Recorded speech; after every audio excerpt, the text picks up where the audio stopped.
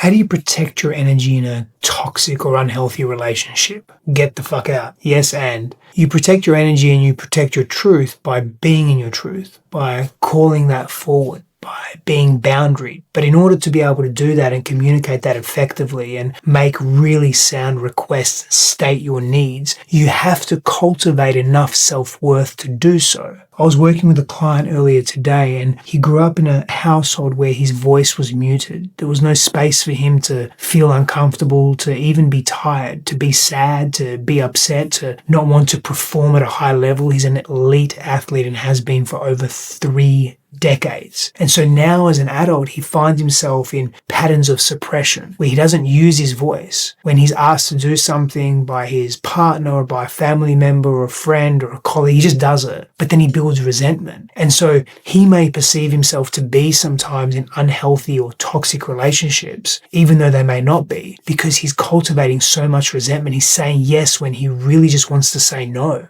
And it's got very little to do with the other person and more to do with his own disposition. Now, you may find yourself in a very unhealthy, toxic relationship that is draining you, that is pulling you, where that partner or that person genuinely may have narcissistic personality disorder or bipolar or some form of pathological diagnosis, or they just may be really intense and that intensity is activating and triggering your trauma. It's not blending well with your intensity. And so you have to give voice to what your needs are. But in order to do that, again, you have to come back to, am I worthy of love? Do I deserve to be treated in a healthy way? And can I be a stand for my truth? Can I be in my power and my voice? The client I was referring to earlier struggled to do that because he never believed he was worthy because his needs never mattered. And he brought that and he continues to bring that belief into his life today. And you've got to shatter that paradigm because you are worthy and you are whole. And you must remember that you matter and that you are valuable, and surrounding yourself with people that can demonstrate that to you really matters as well. So you've got to be in your voice. You've got to be in your truth. You've got to say no. And if, of course, the relationship or the situation is dangerous, you're in physical danger, you have to remove yourself from that place and you have to take action on that. It's going to feel like you're paralyzed. Slow your breath down. Get yourself into a more regulated place, whether it's through breath, through mindfulness practice,